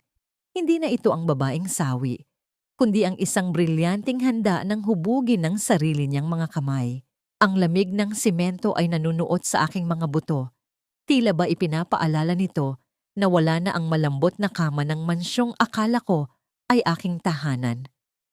Ngunit sa bawat patak ng ulan na tumatama sa bubong na yero, nararamdaman ko ang isang uri ng kalayaang hindi kayang bayaran ng lahat ng ginto sa mundo. Nakatitig si Felicity sa kisame ng kanyang maliit na inuupahang kwarto sa isang siksik na eskinita sa tondo. Ang amoy ng lumang kahoy at ang singaw ng kanal sa labas ay malayo sa bango ng mga imported na kandila sa mansyon ng mga De Vega. Ang tanging liwanag niya ay isang maliit na bumbilyang aandap-andap, tila nakikipaglaban sa dilim ng gabi. Sa loob ng isang linggo, sinubukan ni Felicity na maghanap ng trabaho. Pumasok siya sa mga maliliit na paggawaan ng alahas sa may kawayan at maging sa mga sikat na tindahan sa Binondo. Ngunit tila ba anino ni Enzo ang sumusunod sa kanya sa bawat hakbang. Pasensya na, Miss Santillan. Nakatanggap kami ng tawag mula sa De Vega Group. Hindi raw kami pwedeng kumuha ng taong may issue ng pagnanakaw ng disenyo. Ang sabi ng isang manager habang iniiwas ang tingin sa kanya. Pagnanakaw? Isang mapait na tawa ang kumawala sa mga labi ni Felicity habang naglalakad sa ilalim ng tirik na araw. Ang biktima ang pinalalabas na kriminal. Alam ni Enzo kung paano dudurugin ang kanyang pangalan bago pa man siya makapagsimula. Ang bawat pinto ay sumasara sa kanyang harapan at ang kanyang natitirang pera ay dahan-dahang nauubos sa pamasahe at tuyong tinapay. Isang hapon, habang nakaupo siya sa gilid ng kalsada, isang pamilyar na anyo ang lumapit sa kanya. Nakasuot ito ng kupas na duster at may bit-bit na supot ng mainit na pandesal. Felicity, anak. Ang boses ni Nanay Sabel ay puno ng pag-aalala. Siya ang matandang katulong na itinuring ni Felicity na pangalawang ina sa loob ng mansyon. Nay Sabel, bakit po kayo nandito? Paano niyo po ako nahanap? Gulat na tanong ni Felicity habang tinatanggap ang mainit na yakap ng matanda. Pinalayas ako ni Doña Beatriz nang malaman niyang tinulungan kita noong gabi ng party. Pero huwag kang mag-alala sa akin. May matitirhan naman ako sa mga kamag-anak ko. Paliwanag ni Nanay Sabel habang pinupunasan ng pawis sa noo ni Felicity. May dala ako para sa'yo. Bago ako umalis, kinuha ko ang lumang baul ng tatay mo na balak na nilang itapon sa basura. Inabot ng matanda ang isang maliit na kahon na gawa sa narra. Luma na ito at may mga gas-gas. Pagbukas ni Felicity, nakita niya ang mga lumang kasangkapan sa paglililok ng kanyang ama. Ang mga kagamitang nagturo sa kanya kung paano mahalin ang sining ng mga bato. Habang hinahaplos ni Felicity ang loob ng baul, napansin niya ang isang bahagi ng kahoy na tila umaangat. Gamit ang isang maliit na pait, dahan-dahan niyang binuksan ang lihim na compartment. Doon, nakatiklop ang isang lumang dokumento na may selyo ng gobyerno at isang liham na isinulat ng kanyang ama bago ito mamatay. Para kay Felicity. Ang lupang ito sa kailaliman ng bundok ng Itugon ay ang tanging naiwan ko sa iyo. Hindi nila ito nakuha dahil itinago ko ang titulo sa pangalan ng iyong ina. Huwag mong hahayaang makuha nila ang huling kayamanan ng ating pamilya. Nanginig ang mga kamay ni Felicity. Hindi lang ito basta lupa. Ito ang lokasyon ng isang maliit at hindi pa nadidiskubring deposito ng mga bihirang hiyas. Ang huling baraha na iniwan ng kanyang ama para sa kanyang kaligtasan. Biglang tumunog ang isang telebisyon mula sa kalapit na tindahan. Ang balita ay tungkol sa isang press conference ng De Vega Group. Lumitaw ang mukha ni Enzo, maayos ang bihis, at tila walang bakas ng kahit anong kasalanan. Ang aking asawa, si Felicity, ay kasalukuyang sumasailalim sa isang mental breakdown. Ang kanyang mga paratang laban sa amin ay bunga ng kanyang hindi matatag na pag-iisip. Pahayag ni Enzo sa harap ng mga kamera. Ang kanyang boses ay puno ng pekeng awa. Hinihiling ko sa publiko na huwag maniwala sa anumang sasabihin niya. Pinoprotektahan lang namin siya mula sa kanyang sarili. Napahawak si Felicity sa gilid ng mesa. Ang kanyang mga kuko ay bumaon sa kahoy. Hindi lang siya gustong gutumin ni Enzo. Gusto rin nitong burahin ang kanyang katinuan sa harap ng mundo. Ang bawat salita ni Enzo ay tila isang bagong rehas na pilit bumabalot sa kanya. Kahit wala na siya sa loob ng mansyon. Hindi mo ako mapapatahimik, Enzo. Bulong ni Felicity habang ang kanyang titig ay nakapako sa titulong hawak niya. Ngayon, sisiguraduhin kong ang bawat salitang binitawan mo ay babalik sa iyo bilang isang sumpa. Ang mga kamay na dati ay pambura ng dumi sa sapatos ng iba, ngayon ay pangkumpas na ng sarili kong tadhana. Sa bawat kiskis ng liha, sa magaspang na bato, tila ba unti-unti ko ring kinikinis ang aking durog na pagkatao. Nakatitig si Felicity sa maliit na mesa sa sulok ng isang lumang atelier na ipinahiram sa kanya ni Sebastian. Ang init ng kwarto ay nanunuot sa kanyang balat at ang amoy ng nasusunog na metal ay humahalo sa amoy ng kanyang sariling pawis. Malayo ito sa air-conditioned na opisina ng De Vega Jewelry. Ngunit dito, sa gitna ng alikabok at iingay ng mga makina, nararamdaman ni Felicity na siya ay buhay. Sa kanyang harap ay ang Luzon blood, ang krudong bato na iniwan ng kanyang ama. Sa unang tingin, mukha lamang itong isang ordinaryong maitim na bato, ngunit sa ilalim ng liwanag ng kanyang maliit na lampara, may mga hibla ng pulang kulay na tila tumitibok na dugo. Ito ang puso ng kanyang pangarap. Hindi mo kailangang magmadali, Felicity. Ang pinakamahalagang sining ay nangangailangan ng panahon para huminga. Isang baritonong boses ang bumasag sa katahimikan. Napalingon si Felicity at nakita si Sebastian na nakasandal sa hamba ng pinto. Nakasuot ito ng simpleng puting t-shirt na may mga bahid ng langis, malayo sa formal na tuksedo na suot nito noong auction. Inabutan siya nito ng isang baso ng malamig na tubig. Salamat, Sebastian. Salamat sa lahat ng ito. Mahinang tugon ni Felicity habang pinupunasan ng kanyang noo gamit ang likod ng kanyang kamay. Bakit mo ba ako tinutulungan? Wala akong maibabalik sa iyo ngayon, kundi ang mga pangarap na wala pa namang kasiguraduhan. Lumapit si Sebastian at tumingin sa batong hawak ni Felicity. Hindi ako nag-i-invest sa mga hiyas, Felicity. Nag-i-invest ako sa apoy na nakikita ko sa iyong mga mata. Noong unang beses kitang makita sa mansyon, alam kong ikaw ang tunay na ginto sa gitna ng mga pekeng palamuti roon. Nagtagpo ang kanilang mga mata at sa isang sandali, naramdaman ni Felicity ang isang kakaibang init sa kanyang dibdib. Hindi ito ang init ng paghihiganti, kundi ang munting kislap ng isang damdaming matagal na niyang kinalimutan. Dahan-dahang hinawakan ni Sebastian ang kanyang kamay. Ang mga daliri nito ay magaspang, ngunit puno ng kalinga. Build your empire, Felicity. Hayaan mong ang sining mo ang sumampal sa kanila. Bulong ni Sebastian bago dahan-dahang lumabas ng silid. Lumipas ang mga buwan ng puspusang pagtatrabaho. Binuo ni Felicity ang kanyang sariling brand, ang F Legacy. Ang bawat disenyo niya ay hango sa kanyang mga sugat, bawat kurba ay simbolo ng kanyang pagbangon.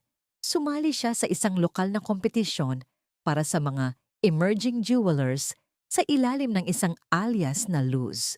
Sa gabi ng anunsyo ng mga nanalo, nakatayo si Felicity sa labas ng isang mall kung saan nakadisplay ang mga entry.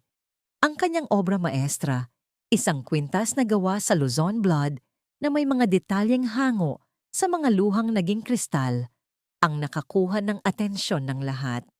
Ang balita ay mabilis na kumalat sa social media. And the winner for the most innovative design is Luz of F Legacy.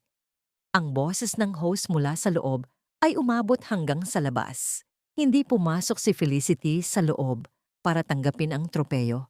Sa halip, nanatili siyang nakatitig sa kanyang refleksyon sa salamin ng mall. Nakita niya ang isang babaeng nakasuot ng simpleng damit, ngunit ang kanyang tindig ay kasing tibay na ng isang brilyante. Sa kabilang dako ng lungsod, sa loob ng marangyang opisina ng De Vega Jewelry, kasalukuyang nag-aaway sina Enzo at Marga dahil sa bumababang sales ng kanilang huling collection. Ang mga alahas na idinisenyo ni Felicity bago siya umalis ay nagsisimula ng mabasag at masira.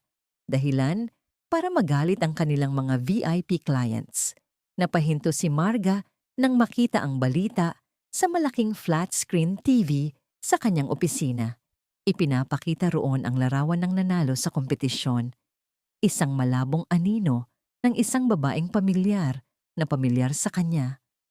Sa ilalim ng larawan ay ang pangalang F Legacy. Hindi maaari ito. Nanginginig ang boses ni Marga habang dahan-dahang bumabagsak ang hawak niyang baso ng wine sa sahig. Ang kulay pula ng alak ay kumalat sa mamahaling carpet, tila isang babala ng paparating na bagyo.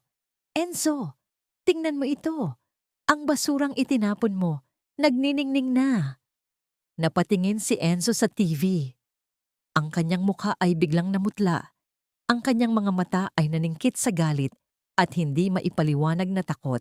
Ang babaeng akala niya ay dudurugin niya sa putikan, ngayon ay unti-unti nang umaakyat sa entablado ng tagumpay. Ang ginto ay hindi tunay na kumikinang kung ang pundasyon nito ay puro kasinungalingan. Sa bawat kislap ng isang pekeng hiyas, may nakatagong lamat na unti-unting lalamon sa buong ningning nito.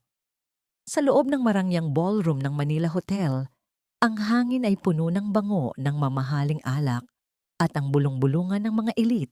Nakatayo si Doña Beatriz sa gitna ng entablado, suot ang isang nakasisilaw na kuwintas na gawa sa puting ginto at mga diamante. Ang huling obrang iniwan ni Felicity bago ito umalis. Ito ang gabi ng anibersaryo ng De Vega Group at ang lahat ay naroon upang magbigay pugay sa henyo ni Marga. This piece represents the resilience of our brand. Pagmamalaki ni Beatrice sa harap ng isang sikat na senator's wife. It's a masterpiece that only a De Vega can conceive. Ngunit sa kalagitnaan ng kanyang pagtawa, isang kakaibang tunog ang narinig. Hindi isang malakas na pagputok, kundi ang marahan at nakapanindig balahibong tunog ng paghihiwalay ng mga metal. Ang gitnang bahagi ng kuwintas sa leeg ni Beatrice ay dahan-dahang bumigay. Ang bawat diamante ay isa-isang nalaglag, tumatalbog sa sahig na parang mga mumurahing bato hanggang sa ang buong kuwintas ay tuluyang bumagsak sa putikan ng natapong champagne. Ang katahimikan sa ballroom ay naging kasing bigat ng isang sumpa. Ang mga bulungan ay naging malalakas na hiyaw ng gulat. Ang mukha ni Beatrice ay naging kasing puti ng papel habang nakatitig sa mga hiyas na nagkalat sa kanyang paanan. Sa isang iglap, ang kanyang hiya ay naging isang dambuhalang lamat na hindi na kayang takpan ng anumang yaman. Ano ito, Beatrice? Is this the quality of the Vega now? Fake jewelry? Ang mapait na tanong ng senator's wife bago ito tumalikod at iniwan ang matanda sa gitna ng kahihiyan. Pagbalik sa mansyon, ang bawat sulok ng bahay ay tila nanginginig sa galit ni Enzo. Ang bawat gamit na mahawakan niya ay inihahagis niya sa pader. Ang tunog ng pagkabasag ng mga vase ay umalingaw-ngaw hanggang sa labas ng pasilyo. Marga, bakit nangyayari ito? Bakit nasisira ang mga alahas natin? Sigaw ni Enzo habang hinahablot ang braso ni Marga. The board members are withdrawing their investments. Millions are being lost every single hour. Hindi ko alam, Enzo. I followed the sketches. I followed everything. Nanginginig na sagot ni Marga, ang kanyang mga luha ay nagpapasmudge sa kanyang mamahaling makeup. It's Felicity. Iyong huling mga disenyo niya, may kung anong mali sa pagkakagawa ng mga setting ng bato. Napatigil si Enzo. Ang kanyang mga mata ay naningkit sa galit. Noon lang niya na-realize na ang katahimikan ni Felicity bago ito lumayas ay isa palang matalinong bitag. Ang bawat disenyong ibinigay nito ay isang lason na unti-unting sisira sa reputasyon ng mga De Vega. Samantala, sa tahimik na atelier ni Sebastian, pinagmamasdan ni Felicity ang balita sa kanyang maliit na tablet. Walang saya sa kanyang mga mata, tanging ang malalim na kapayapaan ng isang taong nakakita ng katarungan. Paris is calling Felicity. Ang mahinahong boses ni Sebastian ay nagmula sa kanyang likuran. Inabot nito sa kanya ang isang gintong invitation card. The International Jewelry Design Excellence Competition. Ito ang pinakamataas na entablado sa buong mundo. At ang entry mo sa lokal na kompetisyon, ito ang naging susi para mapansin ka ng mga hurado sa France. Hinawakan ni Felicity ang invitation card. Ang bawat hibla ng papel ay tila nagbibigay sa kanya ng bagong lakas. Paris, ang lungsod ng liwanag, ang lugar kung saan ang kanyang ama ay palaging nangangarap na makita ang kanyang mga gawa. Pupunta ako, Sebastian. Haharapin ko sila sa sarili kong pangalan. Ang determinasyon ni Felicity ay kasing talim na ng isang muling hinubog na talim. Ngunit sa loob ng mansyon ng mga De Vega, isang madilim na plano ang muling nabubuo. Nakaupo si Enzo sa dilim ng kanyang opisina, tinitingnan ng listahan ng mga kalahok para sa kompetisyon sa Paris. Nang makita niya ang pangalang Felicity Santillan sa tabi ng F Legacy, isang mapanganib na ngiti ang sumilay sa kanyang mga labi. Akala mo ba ay hahayaan kitang umangat, Felicity? Bulong ni Enzo sa hangin habang pinipiga ang isang baso ng wine hanggang sa ito ay mabasak. Ang kulay pula ng alak ay dumadaloy sa kanyang kamay na tila sariwang dugo. Sisiguraduhin kong sa Paris, hindi lang ang karir mo ang matatapos. I will make sure you disappear forever before you can even touch that stage. Ang bawat segundo ay tila isang mabilis na pagtakbo ng orasan patungo sa isang madugong pagtatagpo. Ang mga De Vega ay desperado at ang isang desperadong pamilya ay walang hindi kayang gawin para lamang maisalba ang kanilang nabubulok na dangal. Ang ganda ng Paris ay tila isang malamig na halik na nagnanakaw ng aking hininga. Bawat kislap ng Eiffel Tower sa malayo ay tila mga bituing hindi ko kailanman inakalang maaabot ng aking mga kamay. Nakatayo si Felicity sa balkonahe ng kanyang hotel room. Ang malamig na hangin ng gabi sa France ay humahalik sa kanyang mga pisngi. Suot niya ang isang makapal na coat, ngunit sa loob nito ay ang kanyang nanginginig na puso. Bukas na ang pinakamahalagang araw ng kanyang buhay, ang International Jewelry Design Excellence Competition. Ito ang entablado kung saan ang bawat luhang pumatak sa mansyon ng mga De Vega ay magiging isang obra maestra. Dahan-dahang bumukas ang pinto ng balkonahe. Lumabas si Sebastian. May dalang 2 tasa ng mainit na tsaa. Isinuot nito ang kanyang coat sa balikat ni Felicity.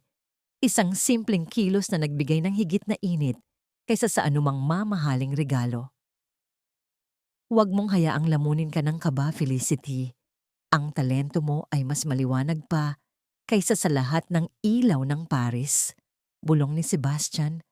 Ang kanyang boses ay tila isang angkla sa gitna ng malakas na alon. Tumingin si Felicity sa mga mata ni Sebastian. Sa gitna ng dilim, nakita niya ang isang klase ng pagtingin na hindi kailanman ibinigay sa kanya ni Enzo. Isang pagtingin na puno ng respeto at paghanga sa kanyang pagkatao, hindi sa kanyang silbi. Dahan-dahang ipinatong ni Sebastian ang kanyang kamay sa ibabaw ng kamay ni Felicity na nakahawak sa rehas. Ang init ng palad nito ay tila isang pangako na hinding-hindi siya nito iiwan. Salamat, Sebastian. Kung wala ka, baka nakabaon pa rin ako sa putikan ng nakaraan. Mahinang tugon ni Felicity habang dahan-dahang isinasandal ang kanyang ulo sa balikat ng lalaki. Ang amoy ng sandalwood mula kay Sebastian ay nagbigay sa kanya ng kapayapaang matagal na niyang hinahanap. Ngunit ang kapayapaang iyon ay mabilis na nabasag nang kinabukasan sa backstage ng Grand Hall ay nakita niya ang 2 taong tila mga anino ng kanyang bangungot. Naroon si Enzo, nakasuot ng tuksedo na tila ba siya pa rin ang hari ng mundo, at si Marga, na nakasuot ng isang magarbo ngunit halatang pilit na disenyo ng bestida. Ang kanilang mga mukha ay punong-puno ng desperasyon na nakabalot sa pagmamataas. Well, look who's here! Ang katulong na nangarap maging reyna. Pang-uuyam ni Marga habang tinitingnan ang simpleng gown ni Felicity. Do you really think these international judges will look at your works?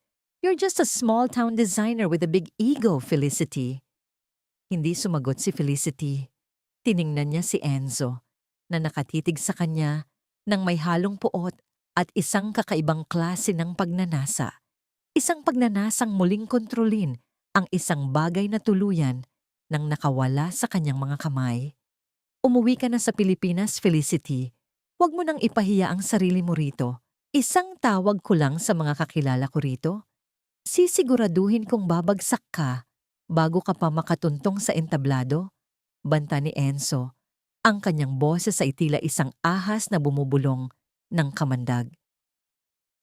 Ang entablado ay para sa mga taong may talento, Enzo. Hindi para sa mga taong ang tanging alam ay magnakaw ng liwanag ng iba. Malamig na sagot ni Felicity bago tinalikuran ang dalawa. Ngunit habang naglalakad siya patungo sa kanyang dressing area, naramdaman ni Felicity ang isang kakaibang kaba. Mabilis siyang tumungo sa safety box kung saan nakatago ang kanyang main piece, ang Luzon blood necklace na kanyang pinagpuyatan ng ilang buwan. Dahan-dahan niyang pinihit ang code ng box. Ang tunog ng pagpihit ng bakal ay umalingaw-ngaw sa kanyang pandinig. Ngunit nang bumukas ang pinto, ang kanyang mundo ay tila huminto sa pag-ikot. Ang velvet na patungan sa loob ay wala ng laman.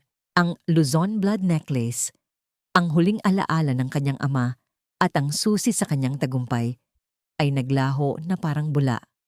Napahawak si Felicity sa lamesa, ang kanyang tuhod ay dahan-dahang bumigay hanggang sa mapaluhod siya sa malamig na sahig.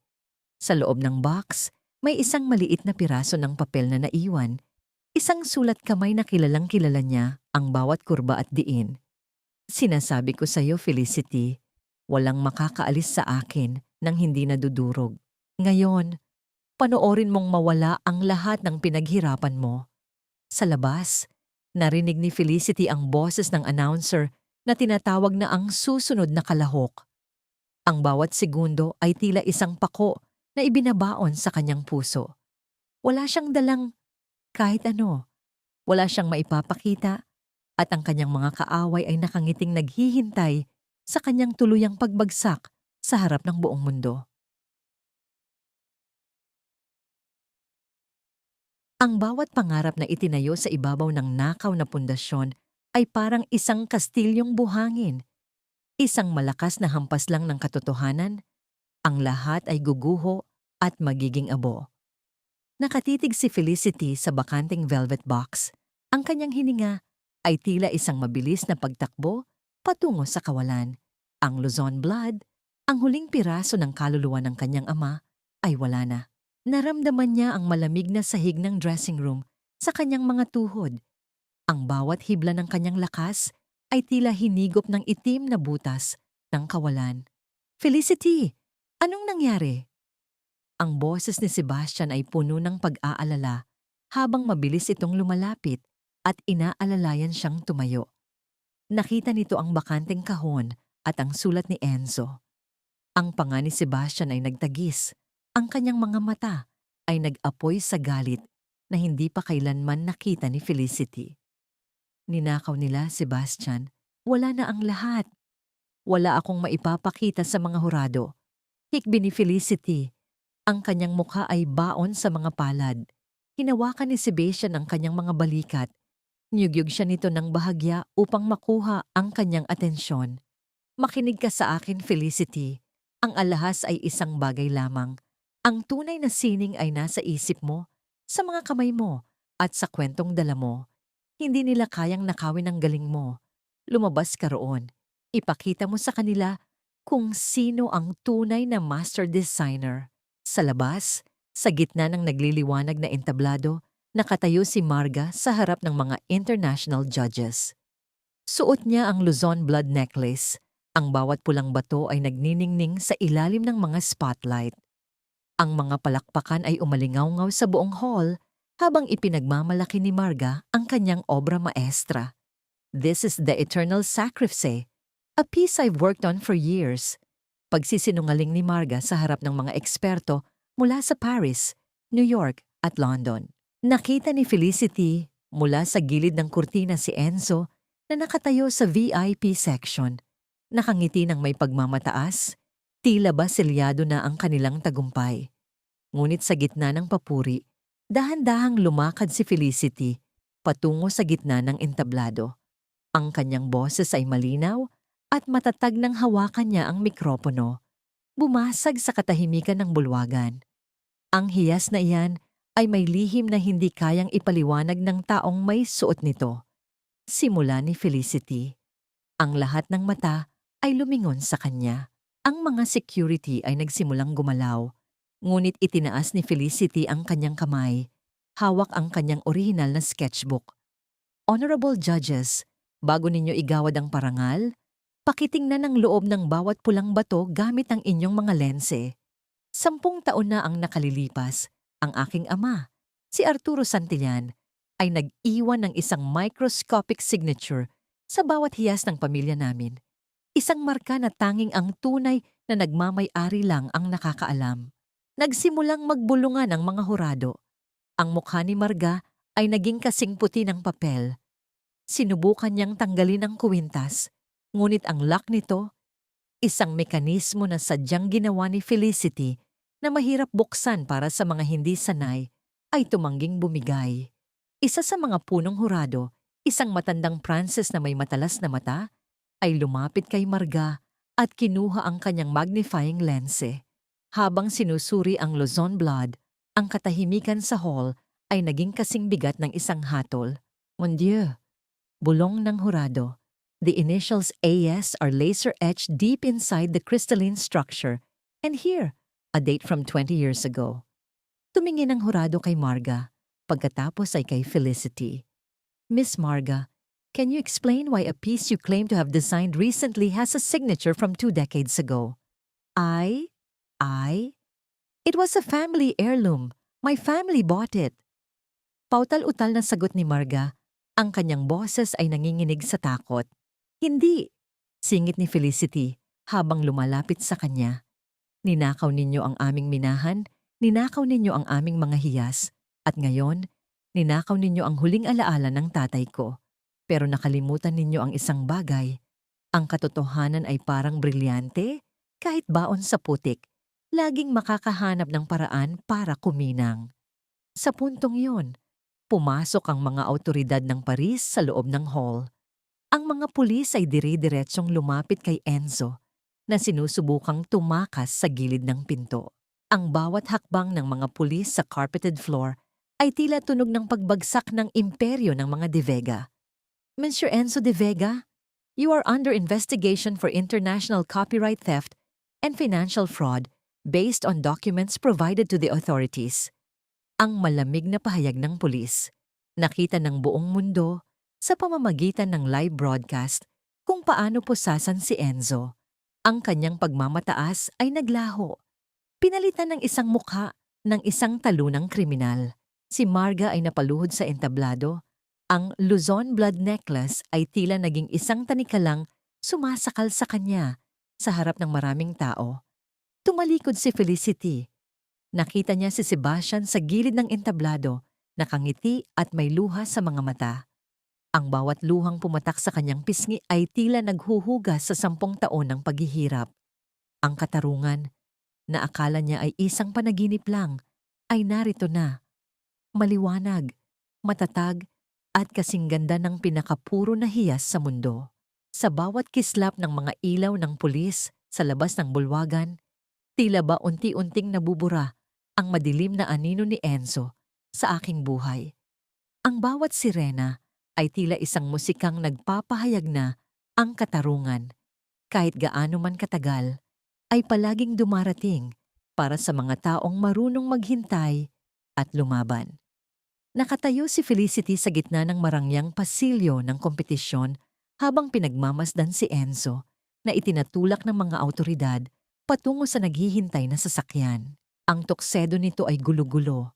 Ang kanyang buhok na dati ay laging maayos ay nakalaylay na sa kanyang noo. Sinubukan ni Enzo na lumingon sa kanya. Ang kanyang mga mata ay puno ng pakiusap at desperasyon. Felicity, sabihin mo sa kanila. Sabihin mo na nagkamali lang sila. I'm your husband. Pagsisisihan mo ito, Felicity. Ang sigaw ni Enzo ay umalingaw-ngaw sa gabi. Ngunit bago pa man niya matapos ang kanyang sasabihin, isinara na ng mga pulis ang pinto ng sasakyan. Wala nang natitirang emosyon si Felicity para sa lalaking ito. Ang bawat salita nito ay tila isang banyagang wika na hindi na niya nauunawaan. Tinalikuran niya ang sasakyan at tumingin sa malayo, kung saan ang Eiffel Tower ay nagniningning sa gitna ng kadiliman. Samantala, sa Pilipinas, ang balita tungkol sa pag-aresto kay Enzo De Vega ay naging isang dambuhalang tsunami na tumama sa lahat ng pahayagan at telebisyon. Sa loob ng marangyang mansyon na dati ay puno ng buhay, nakaupo si Doña Beatriz sa madilim na sala. Ang bawat gamit sa bahay ay nilagyan na ng red tape ng mga sheriff. Ang mga bangko ay nagsimula ng bawiin ang lahat ng ari-arian ng pamilya De Vega dahil sa hindi mabayarang utang at fraud. Dahan-dahang hinawakan ni Beatriz ang kanyang rosaryo, ngunit ang bawat butil ay tila nagiging mainit na uling sa kanyang mga palad. Wala na ang mga katulong, wala na ang mga kaibigang elite na dati ay laging naroon para sa kanya. Ang hiya na pilit niyang pinagtatakpan ng ginto ay tuluyan ng bumulaga sa buong mundo. Siya ay mag-isa, isang matandang babaeng nakakulong sa sarili niyang kasinungalingan. Bumalik ang eksena sa Paris, sa loob ng nagniningning na Grand Hall. Tinawag ang pangalan ni Felicity Santillan para sa pinakamataas na parangal. Habang umaakyat siya sa entablado, ang lahat ay tumayo upang bigyan siya ng isang masigabong palakpakan. Suot niya ang Luzon blood necklace, ang hiyas na naging simbolo ng kanyang pagdurusa at tagumpay. I dedicate this award to my father, Arturo Santillan. Simula ni Felicity. Ang kanyang boses ay nanginginig, ngunit puno ng dangal. He taught me that a jewel's true value is not in its price, but in the truth it carries, no matter how much dirt they throw at you. If you are a real gem, your brilliance will always find its way out.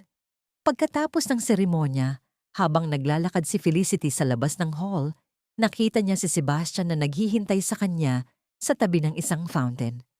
Ang buwan ay nakasalamin sa tubig, at ang paligid ay tila nababalot ng isang mahiwagang katahimikan. Lumapit si Sebastian sa kanya at kinuha ang kanyang mga kamay. You did it, Felicity. Hindi lang ang award ang nakuha mo, kundi ang sarili mong buhay. Salamat, Sebastian. Sa lahat ng ito, pakiramdam ko ay ngayon lang ako tunay na humihinga. Tugon ni Felicity. Dahan-dahang inabot ni Sebastian ang isang maliit na box mula sa kanyang bulsa. Ngunit hindi ito isang singsing para sa kasal. Pagbukas nito, nakita ni Felicity ang isang maliit na susi. Ito ang susi sa bago mong atelier sa Pilipinas. Binili ko ang lumang lupa ng tatay mo at ipinaayos ang dating talyer niya. It's yours now, Felicity. Isang lugar kung saan ikaw ang reyna ng sarili mong sining.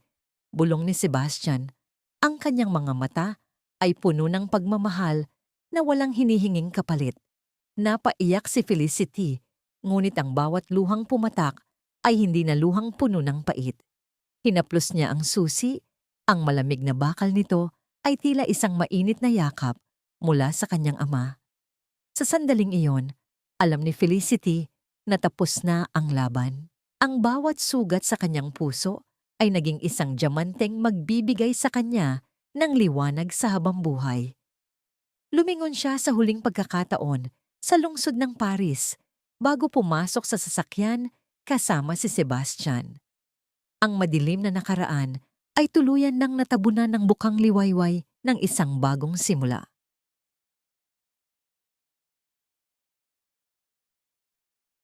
Ang sikat ng araw ay dahan-dahang gumagapang sa sahig ng aking bagong atelier, tila isang gintong kamay na humahaplos sa bawat sulok ng silid.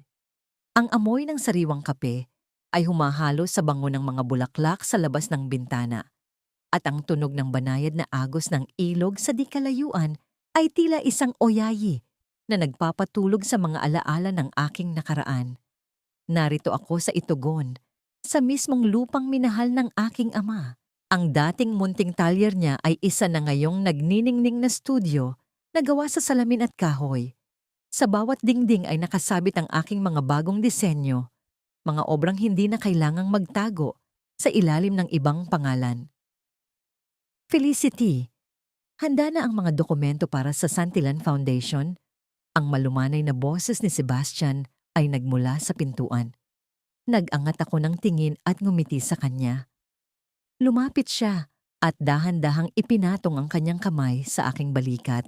Ang init ng kanyang palad ay ang aking naging sandigan sa nakaraang 1 taon. Sa tulong ni Sebastian, naitatag ko ang isang pundasyon na naglalayong tulungan ang mga kababaihang biktima ng pang-aabuso at pagnanakaw ng dangal.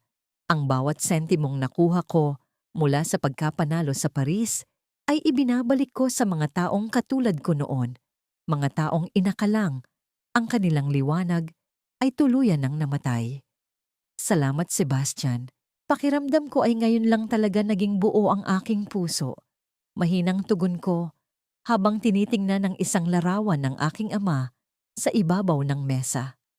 Madalas kong mabalitaan ang tungkol sa mga De Vega. Si Enzo ay kasalukuyang nagsisilbi ng kanyang sentensya sa loob ng kulungan, malayo sa karangyaan at kapangyarihang dati ay kanyang ipinagmamalaki. Si Marga naman ay tuluyan ng nawala sa eksena ng sining, baon sa utang at kahihiyan. At si Doña Beatriz, balita ko ay nakatira na lamang siya sa isang maliit na paupahan, mag-isa at walang sino mang gustong dumamay sa kanyang pagtanda. Tinanong ko ang aking sarili, napatawad ko na ba sila? Ang pagpapatawad ay hindi nangangahulugang kinalimutan ko na ang sakit. Ang pagpapatawad ay ang desisyon na hindi ko nahahayaang ang galit ang magpatakbo ng aking buhay. Pinakawalan ko na ang puot dahil mas mahalaga sa akin ang aking kapayapaan kaysa sa kanilang pagdurusa. Sapat na ang katarungang ibinigay ng tadhana. Ang aking puso ay wala ng puwang para sa kanila. Punong-puno na ito ng pag-asa at pagmamahal sa aking bagong simula. Dahan-dahan kong kinuha ang Luzon blood necklace mula sa display case. Isinuot ko ito, hindi bilang isang dekorasyon, kundi bilang isang medalya ng aking pakikipaglaban. Ang bawat pulang bato ay tila bumubulong na. Ang tunay na halaga ng isang tao ay hindi nasusukat sa kung gaano siya kuminang sa harap ng marami, kundi sa kung paano siya nanatiling matatag sa gitna ng matinding pressure at dilim. Humarap ako sa malaking bintana at pinagmasdan ang malawak na kabundukan. Ang bawat sugat sa aking pagkatao ay naging isang diamante na nagbibigay sa akin ng liwanag. Hindi na ako ang babaeng anino lang ng iba. Ako si Felicity Santillan, isang master designer ng sarili kong tadhana. Isang babaeng nahanap ang kanyang tunay na kinang sa gitna ng mga peklat ng nakaraan. Sa ilalim ng maliwanag na sikat ng araw, dahan-dahan kong ipinikit ang aking mga mata at nagpakawala ng isang malalim at mapayapang hininga. Sa wakas, ang brilyante ay nakauwi na sa kanyang tunay na tahanan. Ang bawat kwento ay may hangganan, ngunit ang ningning ng katotohanan ay mananatiling buhay sa ating mga puso at alaala habang buhay. Narito na tayo sa dulo ng ating paglalakbay. Mula sa kaibuturan ng aking puso, nais kong magpasalamat sa inyong lahat na matiyagang nakinig at sumama sa bawat hakbang ni Felicity patungo sa kanyang tagumpay. Hindi naging madali ang pagsulat sa bawat kabanata ng kanyang buhay. May mga gabi na habang inilalarawan ko ang sakit ng kanyang pagkakaluhod sa harap ng kanyang biyenan o ang kanyang pag-iyak sa tapat ng kabaong ng kanyang ama, ay nakikita ko rin ang sarili kong mga luha na pumapatak sa aking mesa. Ang sakit na yon ay hindi lamang imahinasyon. Ito ay hango sa mga totoong karanasan ng mga kababaihang nakilala ko na dumaan sa matinding pagsubok, ngunit pinili pa ring manatiling mabuti sa kabila ng lahat. Ang kwentong ito ay para sa bawat isa sa inyo na nakaramdam na huli na ang lahat, o sa mga taong inakalang ang kanilang halaga ay nakadepende sa pagtingin ng iba. Gaya ng isang maliit na buto na kailangang dumaan sa dilim ng lupa bago maging isang matatag na puno, o gaya ng isang diamanteng kailangang mahubog sa matinding init, ang ating mga sugat ay hindi simbolo ng pagkatalo, kundi tanda ng ating lakas. Ang pagpapatawad ay hindi nangangahulugang paglimot, kundi ang pagpili na huwag nang maging bilanggo ng kahapon. Ngunit sa pagtatapos ng kwentong ito, nais ko kayong tanungin. Isang tanong na hanggang na ngayon ay nagpapaisip din sa akin. Kung ikaw ang nasa kalagayan ni Felicity, sapat na ba ang katarungang nakamit niya para tuluyan mong mabuksan ang iyong puso sa pagpapatawad? O naniniwala ka bang may mga kasalanan na kailanman ay hindi na dapat mabura ng panahon? Sana ay nag-iwan ang kwentong ito ng isang munting apoy ng pag-asa sa inyong mga dibdib. Kung nagustuhan ninyo ang paglalakbay na ito, huwag po sana kayong mag-atubiling ibahagi ang inyong mga saloobin sa ating comment section.